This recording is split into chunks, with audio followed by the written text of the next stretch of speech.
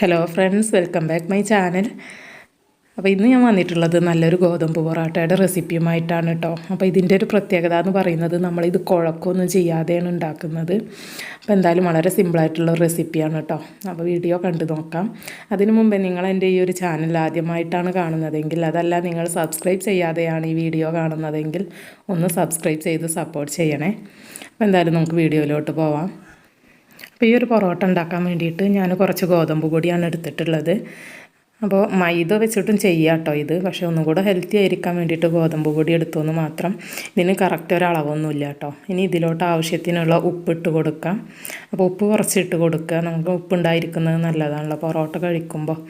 അപ്പോൾ അത്യാവശ്യത്തിനുള്ള ഉപ്പിട്ട് കൊടുക്കുക. പിന്നെ നമ്മുടെ നോർമൽ വാട്ടർ വെച്ചിട്ട് ഇതൊന്ന് നനച്ചെടുക്കണം. നമ്മൾ ചൂടുവെള്ളമൊന്നുമല്ല കേട്ടോ, നമ്മൾ സാധാരണ നോർമൽ വാട്ടറാണ്. അപ്പോൾ ഇതൊന്ന് നനച്ച് നമ്മൾ ചപ്പാത്തിക്ക് കുഴച്ചെടുക്കുന്നത് പോലെ ഒരുപാട് നേരം കുഴക്കൊന്നും വേണ്ട. ഇങ്ങനെ നനച്ചിട്ട് ഇതെല്ലാം കൂടെ ഒന്ന് ഒരുമിച്ച് ഒന്ന് ഒതുക്കിയെടുക്കണം. പിന്നെ ഈ ഒരു പൊടി നമ്മൾ എടുക്കുമ്പോൾ അതിന് പ്രത്യേകിച്ച് ഒരളവൊന്നും പറയാത്തത്, കറക്റ്റ് ഒരു മെഷർമെൻറ്റ് പറയാത്തത്, നമ്മൾ ഇതിൽ വേറെ ഒന്നും ചേർക്കുന്നില്ല കേട്ടോ. ഈ ഒരു ഉപ്പും വെള്ളവും മാത്രമേ ചേർക്കുന്നുള്ളൂ.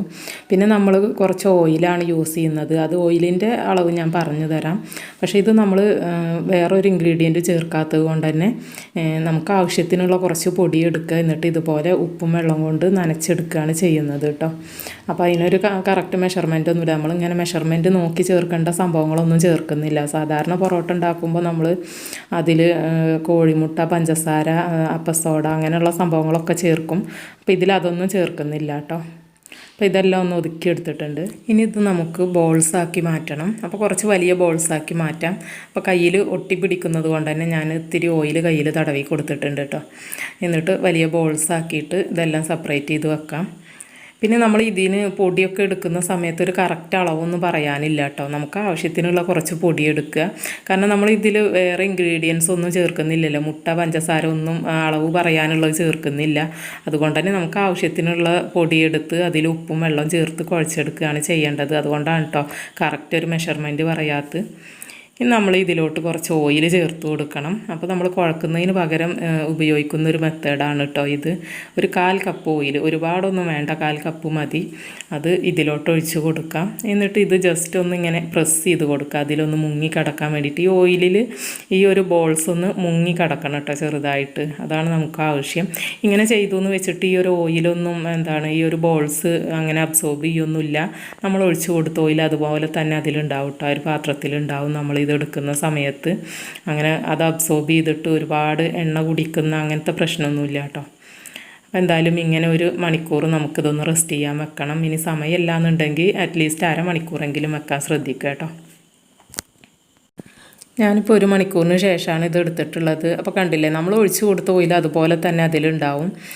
അതങ്ങനെ ആ ഒരു ബോൾസ് ഇങ്ങനെ അബ്സോർബ് ചെയ്തിട്ട് ഒരുപാട് എണ്ണ കുടിക്കൊന്നുമില്ല കേട്ടോ. അപ്പോൾ ഇതിൽ ഈ ഒരു ഓയിലിൽ ഈ 1 മണിക്കൂർ കടന്നിട്ട് ഇത് നന്നായിട്ട് സോഫ്റ്റ് ആയിട്ടുണ്ടാകും. അപ്പോൾ അതുകൊണ്ട് തന്നെ നമുക്ക് ആ ഒരു കുഴച്ചെടുക്കുന്ന പണി ഒരുപാട് ലാഭമാണ്. അപ്പോൾ നമ്മൾ ഇത് ഉണ്ടാക്കുകയാണെന്നുണ്ടെങ്കിൽ ഇങ്ങനെ ഇത് റെഡിയാക്കി വെച്ചിട്ട് നമുക്ക് ആ ഒരു സമയം കൊണ്ട് ബാക്കി ജോലികളൊക്കെ തീർക്കാം കേട്ടോ. കറി ഉണ്ടാക്കാനും അങ്ങനെയുള്ളതൊക്കെ ചെയ്യാം. അപ്പോൾ ഇത് നമ്മൾ ഉണ്ടാക്കാൻ ഉദ്ദേശിക്കുന്നതിന് 1 മണിക്കൂർ മുമ്പ് ഇങ്ങനെ കുഴച്ചിട്ടല്ല, നമ്മളിങ്ങനെ പൊടിയൊക്കെ ഒന്ന് മിക്സ് ചെയ്തിട്ട് ഇതുപോലെ എണ്ണയൊക്കെ ഒഴിച്ച് വെക്കാൻ ശ്രദ്ധിക്കുക. ഇനി നമുക്കിതൊന്ന് പരത്തിയെടുക്കണം. അപ്പോൾ കൈകൊണ്ട് പരത്തിയെടുക്കാൻ പറ്റുമെങ്കിൽ അങ്ങനെ ചെയ്താലും മതി. ഞാനിപ്പോൾ റോളർ ഉപയോഗിച്ചിട്ടാണ് പരത്തുന്നത്. പിന്നെ ഷേപ്പിലൊന്നും വലിയ കാര്യമൊന്നുമില്ല കേട്ടോ, എങ്ങനെ വേണമെങ്കിലും നമുക്ക് പരത്തിയെടുക്കാം. ജസ്റ്റ് അതിങ്ങനെ കനം കുറഞ്ഞ് കിട്ടണമെന്ന് മാത്രമേ ഉള്ളൂ. ഏത് ഷേപ്പിലായാലും കുഴപ്പമൊന്നുമില്ല. കാരണം നമ്മളിത് ലാസ്റ്റ് ചുരുട്ടി എടുത്തിട്ടാണല്ലോ അത് റെഡിയാക്കി എടുക്കുന്നത്. അപ്പോൾ ഇത് ഇങ്ങനെ ഒന്ന് വരഞ്ഞു കൊടുക്കുക കേട്ടോ. ഒരു കത്തി എടുത്തിട്ട് ഇങ്ങനെ വരഞ്ഞു കൊടുക്കുന്നുണ്ട്. നമ്മളിത് ചുട്ടെടുക്കുന്ന സമയത്ത് ആ ലെയറുകളായിട്ടൊന്ന് വിട്ടുവരാൻ വേണ്ടിയിട്ടാണ്, ഒരു ലെയറായിട്ട് കിട്ടാൻ വേണ്ടിയിട്ടാണ് ഇങ്ങനെ വരഞ്ഞു കൊടുക്കുന്നത്. നമ്മൾ വീശി അടിച്ചിട്ട് അങ്ങനെ ഒന്നല്ലല്ലോ ചെയ്യുന്നത്, സാധാരണ പൊറോട്ട ചെയ്യും പോലെ അല്ലല്ലോ ചെയ്യുന്നത്. അപ്പോൾ ആ ഒരു ലെയേഴ്സ് ഒന്ന് സെപ്പറേറ്റായി കിട്ടാൻ വേണ്ടിയിട്ടാണ് അങ്ങനെ കട്ട് ചെയ്ത് കൊടുക്കുന്നത്. നമുക്ക് സാധാരണ റോൾ ചെയ്തെടുക്കും പോലെ തന്നെ ഇങ്ങനെ 2 വശത്തൊന്നും റോൾ ചെയ്തെടുക്കാം. അപ്പോൾ ഇതേ സെയിം മെത്തേഡ് ഉപയോഗിച്ചിട്ട് നമുക്ക് മൈദ ഉപയോഗിച്ചിട്ടും ഉണ്ടാക്കിയെടുക്കാം കേട്ടോ. പൊറോട്ട സാധാരണ നമ്മൾ മൈദ ഉപയോഗിച്ച് ഉണ്ടാക്കുന്നത് പോലെ ഉണ്ടാക്കിയെടുക്കാൻ പറ്റും.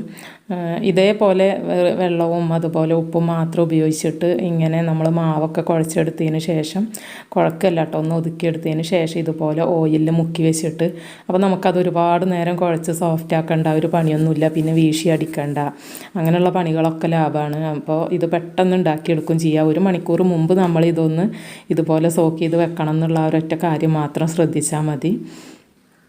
അപ്പോൾ എന്തായാലും ഇതേ മെത്തേഡിൽ നമുക്ക് മൈദ ഉപയോഗിച്ചിട്ട് ഉണ്ടാക്കിയെടുക്കാം. പിന്നെ ഈ ഗോതമ്പ് പൊടി ഉപയോഗിച്ച് ഉണ്ടാക്കുന്ന സമയത്ത് നമ്മൾ മൈദ ഉപയോഗിച്ച് ഉണ്ടാക്കുന്ന അത്രക്ക് സോഫ്റ്റ് ഉണ്ടാവില്ല കേട്ടോ.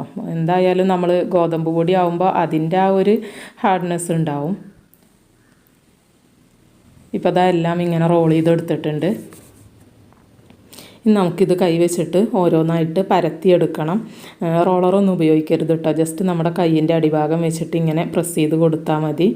അപ്പോൾ ഇങ്ങനെ പ്രസ് ചെയ്യുന്ന സമയത്ത് വേണമെങ്കിൽ നമുക്ക് കൗണ്ടർ ടോപ്പിൽ ഒരു കുറച്ച് ഓയിലൊന്ന് ഇങ്ങനെ പുരട്ടി കൊടുക്കാം കേട്ടോ, ഒട്ടിപ്പിടിക്കുന്നുള്ളൊരു പേടി ഉണ്ടെന്നുണ്ടെങ്കിൽ. അപ്പോൾ ഇതിനെല്ലാം നമ്മൾ ഉപയോഗിക്കുന്നത് നേരത്തെ എടുത്ത ഓയിലും തന്നെയാണ് കേട്ടോ. വേറെ എക്സ്ട്രാ ഓയിലൊന്നും ഉപയോഗിക്കുന്നില്ല. സാധാരണ നമ്മൾ പൊറോട്ട ഉണ്ടാക്കുന്ന സമയത്ത് നമ്മൾ പല പ്രാവശ്യമായിട്ട് ഒരുപാട് ഓയിൽ യൂസ് ചെയ്യുന്നുണ്ട്. ഇതിന് നമ്മൾ ആ എടുത്ത 1/4 കപ്പ് ഓയിൽ തന്നെ ധാരാളമാണ് കേട്ടോ. അപ്പോൾ ഇനി ഓരോന്നായിട്ട് നമുക്ക് ചുട്ടെടുക്കാം. അപ്പോൾ ആദ്യം തന്നെ ഇതിങ്ങനെ ഇട്ടിട്ട് കുറച്ച് ഓയിലൊന്ന് അതിൻ്റെ മുകളിൽ സ്പ്രെഡ് ചെയ്ത് കൊടുക്കുന്നുണ്ട്. പിന്നെ ഒരുപാട് നേരം അങ്ങനെ ഫസ്റ്റ് ഇട്ട് കഴിഞ്ഞാൽ ഒരുപാട് നേരം ആ ചട്ടിയിൽ ഇടാതെ പെട്ടെന്ന് നമ്മളതൊന്ന് മറിച്ചിടാൻ ശ്രദ്ധിക്കണം കേട്ടോ. അതല്ലെങ്കിൽ അതിങ്ങനെ കിടന്ന് ബലം വെക്കും. പിന്നെ മീഡിയം ടു ലോ ഫ്ലെയിമിലിട്ടിട്ട് വേണം ഇത് വേവിച്ചെടുക്കാൻ വേണ്ടിയിട്ട്. ഹൈ ഫ്ലെയിമിലിട്ട് ചെയ്യരുത്. ഹൈ ഫ്ലെയിമിലിട്ട് ചെയ്യുമ്പോൾ പുറം ഭാഗം കരിഞ്ഞു പോകും, ഉൾഭാഗം വെന്ത് കിട്ടില്ല. അപ്പോൾ ഒരു മീഡിയം ടു ലോ ഫ്ലെയിമിലിട്ടിട്ട് നമ്മൾ 2 വശം തിരിച്ചും മറിച്ചും ഇട്ടിട്ട് നന്നായിട്ട് വേവിച്ചെടുക്കണം കേട്ടോ. ഉൾഭാഗം നന്നായിട്ട് വേവാൻ വേണ്ടിയിട്ട് ശ്രദ്ധിക്കുക. അതിപ്പോൾ ഇനി നമ്മൾ മൈദ കൊണ്ട് പൊറോട്ട ഉണ്ടാക്കുകയാണെങ്കിലും നന്നായിട്ട് വേവിച്ചെടുക്കണം. ഉൾഭാഗം വെന്ത് കിട്ടുന്നത് വരെ ഒരുപാട് തവണ മറിച്ചിടേണ്ടി വരും കേട്ടോ. ഓരോ ഭാഗം ഇങ്ങനെ മറിച്ചിട്ട് അങ്ങനെ നന്നായിട്ട് ഉൾവശം വേവുന്നത് വരെ ഇങ്ങനെ വേവിച്ചെടുക്കണം. അതല്ലാന്നുണ്ടെങ്കിൽ നമുക്കത് കഴിക്കുന്ന സമയത്ത് ഈ ഒരു ഗോതമ്പ് പൊടിയുടെ ഒക്കെ ആ ഒരു ചുവ നമുക്കിങ്ങനെ എടുത്തിട്ട് കഴിക്കുമ്പോൾ ഒരു ടേസ്റ്റ് കിട്ടില്ല കേട്ടോ. പിന്നെ ഈ ഗോതമ്പ് പൊറോട്ട എപ്പോഴും നല്ല മൊരിയിച്ച് കഴിക്കുന്നതാണ് കൂടുതൽ ടേസ്റ്റ്. ഒരുപാട് ഇങ്ങനെ സോഫ്റ്റായി കഴിക്കുന്നതിലും ടേസ്റ്റ് തോന്നിയിട്ടുള്ളത് നന്നായിട്ട് മൊരിയിച്ച് കഴിക്കുമ്പോഴാണ് കേട്ടോ. അപ്പോൾ എന്തായാലും ചപ്പാത്തിയൊക്കെ ഇങ്ങനെ സ്ഥിരം കഴിച്ച് മടുത്തിരിക്കുന്ന സമയത്ത് ചപ്പാത്തി ഉണ്ടാക്കുന്ന അതേ ഒരു പണി തന്നെ ഉള്ളൂ. ഒരുപാട് റിസ്ക് ഒന്നുമില്ല. ചപ്പാത്തി ഉണ്ടാക്കുന്ന അത്രയും സമയവും മതി. അപ്പോൾ അതുകൊണ്ട് ചപ്പാത്തിയൊക്കെ കഴിച്ച് മടുത്തിരിക്കുന്ന സമയത്ത് നമുക്കിങ്ങനെയൊക്കെ ട്രൈ ചെയ്ത് നോക്കാം. അപ്പോൾ നമുക്ക് ഈ പൊറോട്ട ഇങ്ങനെ വേവിച്ചെടുത്തതിന് ശേഷം നമുക്കത് കൈകൊണ്ടൊന്ന് ഒതുക്കിയെടുക്കണം. ഒരുപാട് ഫോഴ്സ് ഉപയോഗിച്ച് അടിച്ചെടുക്കേണ്ട ആവശ്യമൊന്നുമില്ല കേട്ടോ. ജസ്റ്റ് ഇങ്ങനെ കൈകൊണ്ടൊന്ന് ഒതുക്കിയെടുത്താൽ മതി. സാധാരണ നമ്മൾ പൊറോട്ട ചെയ്യുന്നത് പോലെ തന്നെ. ഒരുപാട് ഫോഴ്സ് ഉപയോഗിച്ച് നല്ല ഫോഴ്സിൽ അടിച്ചു കഴിഞ്ഞാൽ ഇത് പൊടിഞ്ഞു പോകും കേട്ടോ. കാരണം നമ്മൾ ചൂടോടെ അല്ല ചെയ്യുന്നത്. പിന്നെ അത് ഗോതമ്പ് പൊടി ആയതുകൊണ്ട് തന്നെ മൈദയുടെ അത്ര ഒരു സോഫ്റ്റ്നെസ് ഉണ്ടാവില്ല. അതുകൊണ്ട് ഇങ്ങനെ അടിക്കുന്ന സമയത്ത് പൊടിഞ്ഞു പോവുകയാണ് ചെയ്യുക.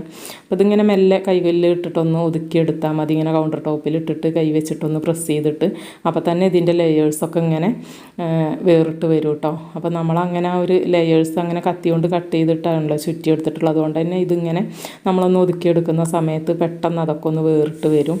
അപ്പോൾ അതുകൊണ്ട് നമുക്കിത് കഴിക്കുന്ന സമയത്ത് നല്ലൊരു സോഫ്റ്റായിട്ട് കിട്ടുകയും ചെയ്യും. അപ്പോൾ ഇതുപോലെ ഓരോന്നായിട്ട് ഇങ്ങനെ നമുക്ക് ലെയറായിട്ട് ചെയ്തെടുക്കാൻ പറ്റും. അതല്ലാന്നുണ്ടെങ്കിൽ നമുക്ക് എല്ലാം കൂടെ ചുട്ടെടുത്തതിന് ശേഷം ഒരുമിച്ചും ചെയ്യാം കേട്ടോ. പക്ഷേ ചൂടോടെ ചെയ്യുന്നതാണ് നല്ലത്. ഇപ്പം നമ്മൾ നേരത്തെ എടുത്തിട്ടുള്ള എണ്ണ കണ്ടില്ല, അതിൻ്റെ പകുതിയോളം എണ്ണ ഇതിൽ തന്നെ ഉണ്ട് കണ്ടില്ലേ. 1/4 കപ്പ് എണ്ണ എടുത്തതിൽ ഇത്ര എണ്ണ ഇതിൽ ബാക്കിയുണ്ട്. നമ്മുടെ പൊറോട്ട ഫുള്ള് ചുടലും എല്ലാം കഴിഞ്ഞിട്ടാണ് കേട്ടോ അത്.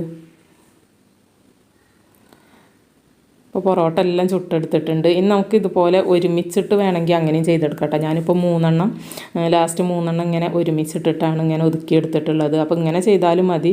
എല്ലാം കൂടെ ഒരുമിച്ചിട്ടിട്ട് അങ്ങനെ പ്രസ് ചെയ്തിട്ട് ഒതുക്കിയെടുത്താലും മതി. അപ്പോഴും ഇതിൻ്റെ ലെയേഴ്സൊക്കെ നമുക്ക് വേറിട്ട് കിട്ടും കേട്ടോ.